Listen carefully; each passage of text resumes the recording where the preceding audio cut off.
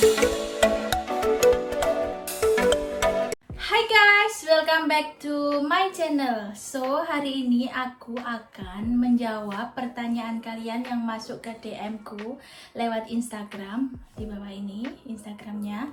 Nah, sebelum video dimulai, jangan lupa subscribe. Pertanyaan pertama yang sering diajukan itu adalah berapa biaya bridging visa ke Australia.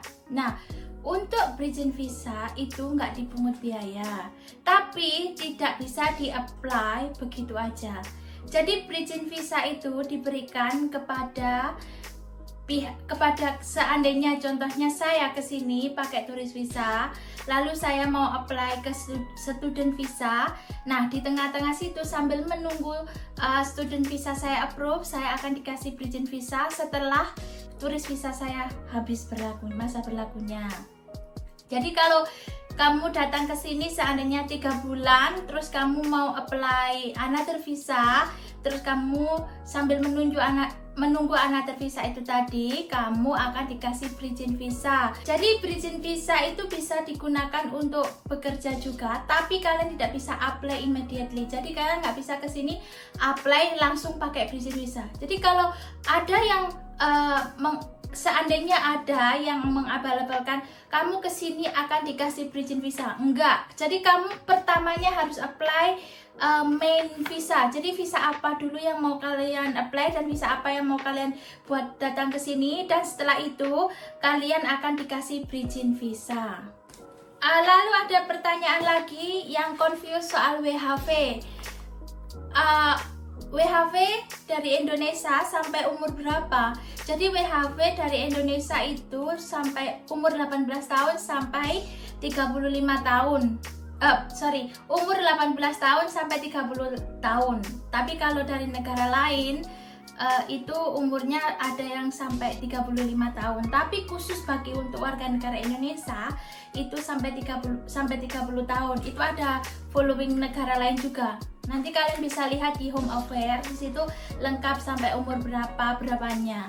Dan ada lagi yang bertanya sering banget, apakah ada agent yang bisa membantu untuk visa Australia, untuk visa kerja. Nah, untuk visa kerja itu sendiri biasanya kalau kamu dapat sponsor, seandainya saya dapat sponsor dari perusahaan A, dan perusahaan A itu tadi akan menominasikan saya ke imigrasi bahwasanya mau menyponsori saya datang ke Australia untuk bekerja. Itu kalau visanya visa sponsor kayak 407 dan visa kerja lainnya. Kalau untuk WHV kalian bisa apply sendiri di website, kalian bisa daftar sendiri melengkapi semua syarat-syarat yang diajukan oleh WHV. Dan kenapa harus WHV Kak? Kenapa nggak visa lain? Kalian bisa datang ke sini juga pakai student visa.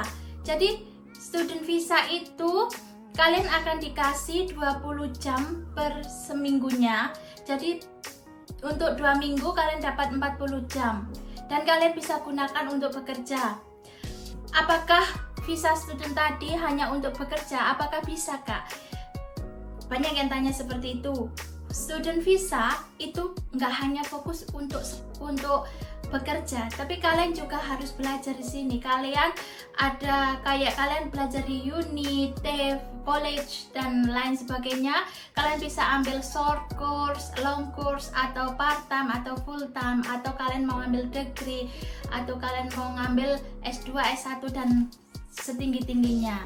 Nah, itu untuk student visa, dan kalian akan dikasih waktunya seperti yang saya sebutkan tadi untuk bekerja. Jadi belajar sambil bekerja. Nah, untuk 407 itu sendiri kalian akan kesini kayak di training. Jadi ada satu lembaga kayak farming. Kalian basicnya sekolah kalian di farm kayak agriculture gitu. Jadi kalian nanti akan di training sambil bekerja di situ juga. Biaya masuk ke Australia pakai student visa, aku udah bikin videonya, linknya di atas sini. Nah, dan ada lagi yang bertanya minimal ijazah ke Australia. Jadi minimal ijazah ke Australia kalau kalian kesini pakai partner visa, maksudnya kalau kalian mau menikah dan kalian mau menetas sama pasang kalian tentunya nggak pakai ijazah ya. Dan kalau kalian mau lanjutin sekolah tergantung pendidikan kalian sampai di mana dan usia kalian seberapa. Terus ada, sebenarnya ini aku nggak mau nyebutin juga, tapi ini harus ya. Jadi kalau kalian apply pakai agent, seandainya kalian apply visa apapun pakai agent dan kalian dikatakan visa kamu udah granted, terus kamu dimintain untuk melunasi uang yang belum lunas. Jadi kayak contohnya aku apply visa untuk kerja ke Australia dan si agent tadi bilang, oh visa kamu udah granted, dan saya dikasih lampiran. Di situ tidak tertera TRN, jadi visa approvalnya. Kalian minta visa approval itu tadi dan kalian bisa cek di Vivo. Nanti aku akan bikinin video gimana caranya ngecek visa di Vivo dan gimana caranya create email account ya. Jadi kalian harus be smart untuk menjaga keselamatan kalian sendiri, karena banyak yang sorry to say udah nyampe sini ternyata nggak diurusin, terus kalian ternyata ilegal. Kan kalian yang rugi, mereka yang untung, kalian yang rugi. Sebelum kalian agree untuk pembayaran selanjutnya atau pembayaran lainnya, kalian searching dulu visa itu apa, tempatnya di mana, keberadaannya di mana, apakah itu benar-benar ada. Juga saya sarankan kalian cek IMI Home Affairs, nanti aku linknya aku kasih di bawah ini. Jadi kalian bisa cek-cek sendiri apakah visa itu ada, apakah visa type ini eksis. Terus benar, kalian harus minta nomor referensinya, grand numbernya di visa itu tadi. Jadi itu yang paling penting yang kalian harus ketahui. Dan kebanyakan kesini mereka dikatain harus pakai turis visa dulu, nanti di-granted pakai working visa. Kalau kita pikir secara logika, sementara turis visa itu kesini kalian tidak boleh bekerja. Kalian datang ke sini, kalian harus punya tempat tinggal, kalian harus punya uang karena kalian turis. Dan untuk saat ini pemegang turis visa belum bisa masuk ke Australia. Jadi yang boleh masuk ke Australia itu resident sama citizen sama de facto partner dari citizen itu sendiri, sama anak-anak mereka. Dan kalau kalian dibilang, oh iya TRN-nya atau grantednya, suratnya, letternya dari imigrasi dipegang sama bosnya, nggak boleh dikeluarin. Nggak, kalian harus tahu itu semua. Jadi kalau kemanapun kalian berada, dokumen-dokumen penting itu kalian harus tahu sendiri, harus tahu semuanya. Jangan mau dibohongin, dibilangnya si A dipegang si ini, dipegang si bos sama itu.